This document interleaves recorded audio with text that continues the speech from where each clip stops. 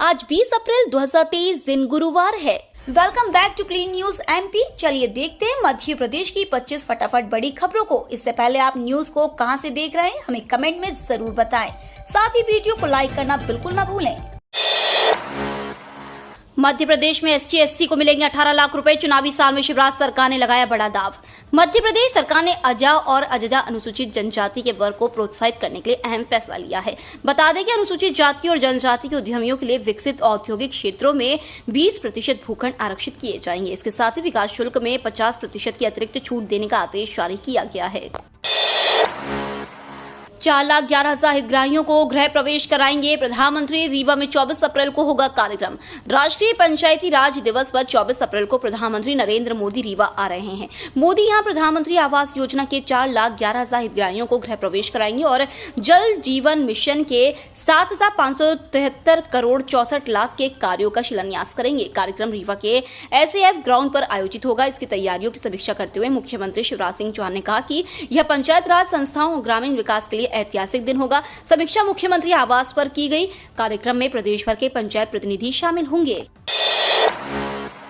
Khandwa root की बसों के परमिट का बदला समय, कम हुई ओवर स्पीड। खंडवा रोड पर होने वाले हादसों को रोकने के लिए परिवहन विभाग ने अस्थायी परमिट की बसों के समय में बदलाव किया था। इसका नतीजा यह हुआ कि जल्द ही पहुंचने के लिए होने वाली ओवर स्पीड पर अंकुश लग गया। विभाग अस्थायी परमिट की बसों को 5 घंटे के अंतराल का परमिट जारी कर रहा है। स्थायी परमिट की बसों के समय में बदलाव नहीं किया गया है। 150 साल बाद हुआ एक्ट में बदलाव। एमपी में ऑनलाइन गैम्बलिंग के खिलाफ बनेगा एक्ट। मुख्यमंत्री शिवराज सरकार के निर्देश पर मध्य प्रदेश में गैम्बलिंग एक्ट बनने जा रहा है। अभी 1867 में बनाए गए जुआ एक्ट के तहत जुआरियों पर कार्रवाई होती है। नए एक्ट का नाम मध्य प्रदेश गैम्बलिंग एक्ट 2023 होगा। सरकार ने सजा और कार्रवाई का खुलासा नहीं किया है। माना जा रहा है कि मध्य प्रदेश का विधि विभाग और कानूनविद नए एक्ट का मशविरा तैयार कर रहे हैं। अब मध्य प्रदेश सरकार ऑनलाइन गैम्बलिंग को रोकने के लिए सख्त कानून लाने जा रही है। सभी स्कूल कॉलेजों के शिक्षकों का करवाया जाएगा स्वास्थ्य परीक्षण। हेल्थ ऑफ इंदौर अभियान के चलते शहर के सभी सरकारी और प्राइवेट स्कूलों के साथ कॉलेजों के शिक्षकों का हेल्थ चेकअप करवाया जाएगा।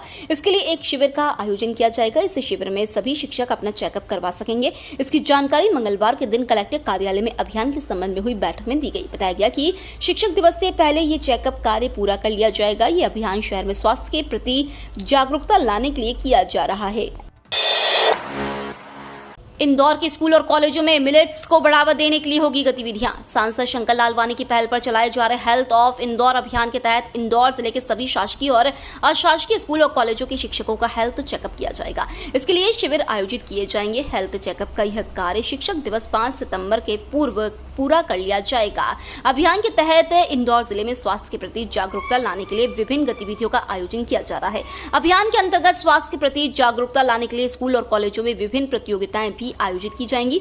साथ ही जिले में स्वास्थ्य संबंधी परामर्श देने के लिए वेलनेस सेंटर भी स्थापित किए जाएंगे। जिले के स्कूल और कॉलेजों में मिलेट्स को बढ़ावा देने के लिए भी गतिविधियां होंगी। इंदौर जिले में गेहूं खरीदी का आंकड़ा पहुंचा 1.5 लाख टन के पास। न्यूनतम समर्थन मूल्य पर सरकार द्वारा शुरू हुई गेहूं की खरीदी रफ्तार पकड़ रही है। इंदौर जिले में अब तक हुई कुल गेहूं खरीदी का आंकड़ा 1.5 लाख टन के करीब पहुंच गया है। इस बीच मंडियों में गेहूं की आवक कमजोर है। सरकारी खरीदी की अच्छी रफ्तार और मंडियों में आवक होने से माना जा रहा है कि गेहूं के दामों में थोड़ी मजबूती देखी जा सकती है। 18 अप्रैल की शाम तक इंदौर जिले में 1,46,157 मैट्रिक टन गेहूं की खरीदी हो चुकी है। जिले में कुल 12,559 किसानों ने गेहूं की सरकार विक्रय केंद्रों पर बिक्री की है। नागरिक आपूर्ति विभाग का दावा है कि एमएसपी पर खरीदे इस गेहूं में से ज्यादातर को वेयर हाउस भी पहुंचाया जा चुका है। मध्य प्रदेश में चुनावी रेवड़ी रोजगार पर पड़ रही है भारी। यह बीजेपी और कांग्रेस की तैयारी। मध्य प्रदेश में चुनाव की रेवड़ी रोजगार पर बहुत भारी पड़ रही है। बीजेपी और कांग्रेस ने अपनी अपनी प्राथमिकताओं को अभी से जनता के पटल पर रखना शुरू कर दिया है। कोई 1,000 दे रहा है तो कोई 1,500 रुपए हर महीने देने का वादा कर रहा है, लेकिन रोजगार को लेकर कोई ठोस कदम या बड़ा वादा देखने को नहीं मिल रहा है। इसके पीछे एक दो नहीं बल्कि अनेकों कारण बताए जा रहे हैं। शिवराज सरकार ने लाडली बहना योजना के जरिए 5 एकड़ से कम जमीन और चौपहिया वाहन नाम नहीं होने पर निर्धारित शर्तों के अनुसार महिलाओं को हर महीने 1,000 रुपए देने की घोषणा की है। मध्य प्रदेश में भी 500 रुपए में सिलेंडर का वादा, एमपी चुनाव से पहले कांग्रेस के बड़े ऐलान। साल के आखिरी में मध्य प्रदेश में विधानसभा चुनाव होने हैं। इसमें कांग्रेस ने चुनावों को लेकर कई बड़े वादे कर दिए हैं। इन वादों के अनुसार मध्य प्रदेश में कांग्रेस की सरकार बनने पर घरेलू एलपीजी सिलेंडर 500 रुपए में दिया जाएगा। इसके साथ ही कांग्रेस ने महिलाओं को हर महीने 1500 रुपए भी दिए जाएंगे। इसी के साथ एमपी में किसानों की कर्ज माफी को लेकर भी कांग्रेस ने वादा किया है। बता दें कि राजस्थान में कांग्रेस की गहलोत सरकार ने वादा किया था कि राज्य में 1 अप्रैल से 500 रुपए में एलपीजी सिलेंडर दिया जाएगा। वहां लोगों को सिलेंडर 500 रुपए में मिलने लगा है। ऐसे में कांग्रेस ने मध्य प्रदेश विधानसभा चुनाव से पहले कई बड़े वादे किए हैं। सीएम शिवराज ने फिर साधा कमलनाथ पर निशाना, नेता प्रतिपक्ष गोविंद सिंह को भी घेरा। चुनावी साल में दोनों प्रमुख राजनीतिक दलों के नेताओं के मध्य जुबानी जंग तेज होती जा रही है। खासकर मुख्यमंत्री शिवराज सिंह चौहान अपने प्रबल सियासी प्रतिद्वंदी और कांग्रेस के प्रदेश अध्यक्ष व पूर्व मुख्यमंत्री कमलनाथ पर लगातार हमलावर हैं। बुधवार को उन्होंने एक बार फिर कमलनाथ पर निशाना साधा और उन पर ऊटपटांग बयान देने का आरोप लगाया। सीएम शिवराज ने भोपाल में स्मार्ट पार्क में पौधारोपण के बाद मीडिया कर्मियों से चर्चा के दौरान कांग्रेस नेताओं के नाम लिए बिना कहा कि कांग्रेस में बड़ा नेता बनने की होड़ मची है। कमलनाथ द्वारा मंगलवार को खातेगांव में दिए गए बयान पर प्रतिक्रिया देते हुए शिवराज ने कहा कि कमलनाथ जी को यह लगता है। शिवराज ने चिताया, मदरसों में कट्टरता और अतिवाद बर्दाश्त नहीं, कांग्रेस ने किया पलटवार।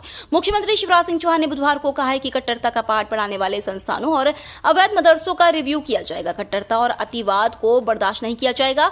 उन्होंने अधिकारियों को सोशल मीडिया पर नजर रखने को कहा। मुख्यमंत्री ने यह भी कहा कि भ्रामक खबरें, संवेदनहीन कट्टरवाद बढ़ाने वाले कमेंट लिखने वालों की पहचान करें और उन पर आवश्यक कार्रवाई करें। 10,000 डॉक्टर अनिश्चितकालीन हड़ताल पर जाने की तैयारी में, मरीजों के पर्चों पर लिख रहे सीएम को चेतावनी। मध्य प्रदेश के लगभग 10,000 से अधिक डॉक्टर 3 मई से अनिश्चितकालीन हड़ताल पर जाने की तैयारी में हैं। इसमें उनका साथ नर्सिंग स्टाफ भी देगा। ऐसे में प्रदेश की स्वास्थ्य व्यवस्थाएं बिगड़ना तय है। इसके लिए 2 मई तक स्मरण दिवस मनाया जा रहा है। इसमें ओपीडी में आने वाले मरीजों के पर्चे पर दवा के साथ साथ डॉक्टर वादा पूरा करे सरकार वरना होगी हड़ताल भी लिख रहे हैं।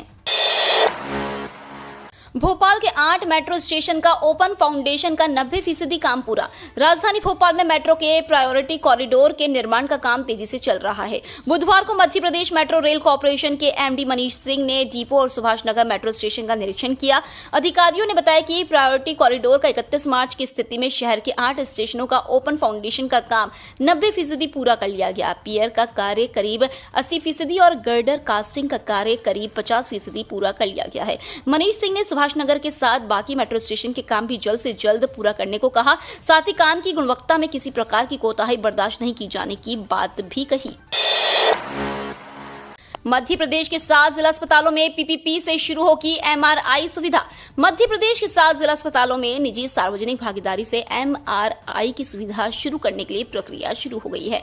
कंपनी के चयन के लिए निविदा बुलाई गई है। पहले इंदौर, भोपाल, ग्वालियर, जबलपुर और उज्जैन में मशीन स्थापित की जानी थी, लेकिन मुरैना और रायसेन को जोड़कर दूसरी बार निविदा प्रक्रिया शुरू की गई है। मुख्यमंत्री शिवराज सिंह चौहान ने मुरैना में सुविधा शुरू करने की घोषणा हाल ही में की थी। इसके अलावा स्वास्थ्य मंत्री डॉक्टर प्रभुराम चौधरी का क्षेत्र होने की वजह से रायसेन के जिला अस्पताल को भी इसमें शामिल कर लिया गया है।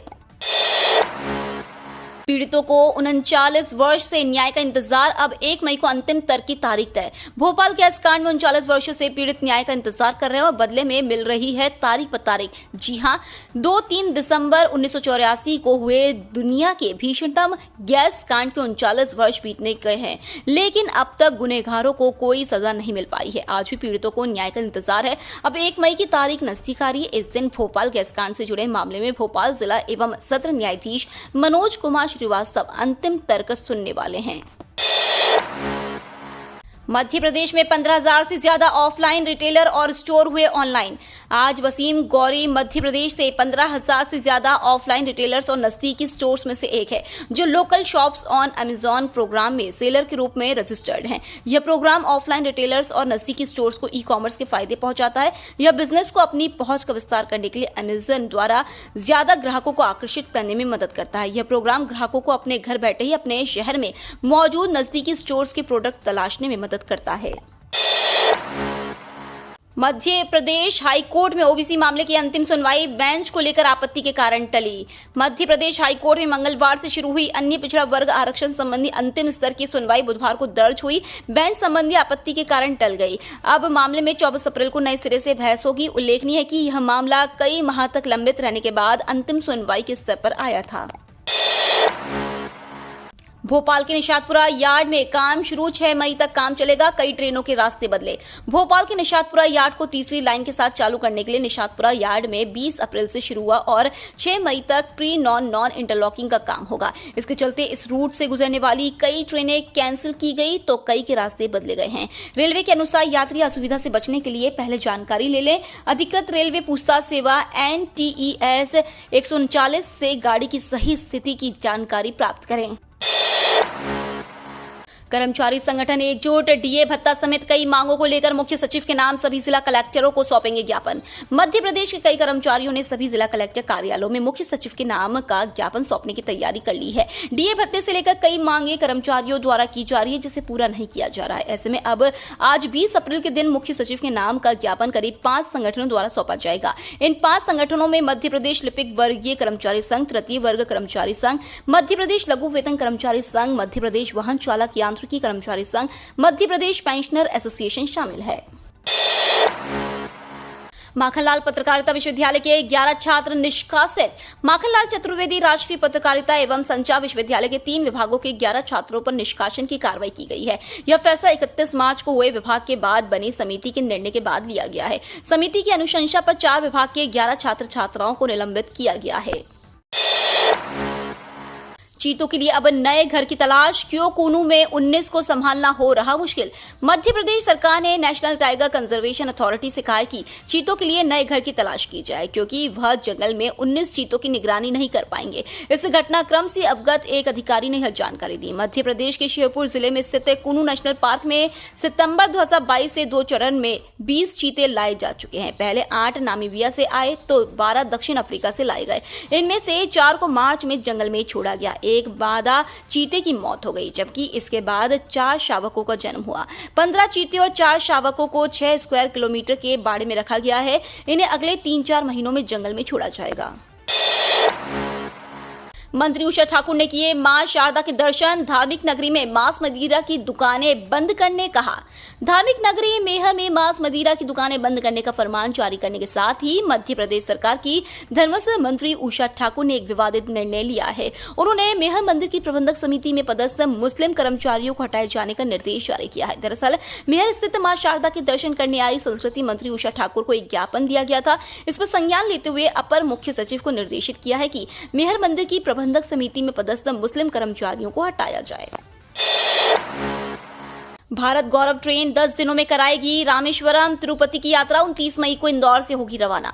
पर्यटकों के लिए भारत गौरव ट्रेन का संचालन किया जा रहा है। इसमें रामेश्वरम सहित 5 स्थानों पर घुमाया जाएगा। 9 रात और 10 दिनों में यह टूर पूरा होगा। इंदौर से यह ट्रेन 29 मई को रवाना होगी। इसके लिए बुकिंग शुरू हो चुकी है। Indian railway catering and tourism corporation पर्यटकों को इंदौर से रामेश्वरम और तिरुपति समेत 5 स्थानों पर घुमाने के लिए भारत गौरव पर्यटक ट्रेन चलाएंगे। यह ट्रेन 29 मई को जाएगी। 9 रातों और 10 दिन के इस टूर का प्रति व्यक्ति खर्च 18,700 रुपए है। इंदौर से निकलने के बाद यह ट्रेन देवास, उज्जैन, शुजालपुर, रानी कमलापति, इटारसी, बैतूल और नागपुर के स्टेशनों से गुजरेगी। 2 दिन तक जारी रहेगी बादलों की आवाजाही। अप्रैल के दूसरे पखवाड़े में गर्मी ने अपना असर दिखाना शुरू कर दिया। सुबह से ही सूरज आंख तरे रहा है। तेज धूप जहां झुलसाने आमदा रही, वहीं पश्चिमी गर्म हवा लू का एहसास कराती रही। अधिकतम तापमान भी 41 डिग्री के करीब जा पहुंचा। तेज गर्मी से लोगों के पसीने छूटते रहे। बिना टोपी, चश्मा, गमछे के धूप में निकलना मुश्किल हो रहा था। हालांकि दोपहर बाद मौसम ने करवट बदली और आसमान पर बादल मंडराने लगे, जिससे लोगों को धूप से राहत मिलती रही। केंद्रीय कर्मचारियों की चमकी किस्मत। 8वां पे कमीशन को लेकर सरकार ने लिया ये बड़ा फैसला। केंद्रीय कर्मचारियों के लिए बड़ी खुशखबरी। अगर आप भी नौकरी करते हैं तो सरकार की ओर से 8th पे कमीशन पर बड़ा अपडेट सामने आ रहा है। हाल ही में सरकार ने केंद्रीय कर्मचारियों के महंगाई भत्ते में इजाफा किया है, जिसके बाद कर्मचारियों की सैलरी काफी बढ़ गई है। अब जुलाई महीने में सरकार एक बार फिर से डीए में इजाफा करेगी। मीडिया रिपोर्ट्स के मुताबिक सरकार नए वेतन आयोग का गठन जल्द ही कर सकती है और इसमें कर्मचारियों की सैलरी में 44% से भी ज्यादा का इजाफा हो जाएगा। ये तो थी आज की 25 फटाफट बड़ी खबरें। अगर आपको न्यूज पसंद आई हो तो चैनल को सब्सक्राइब करना ना भूले। धन्यवाद।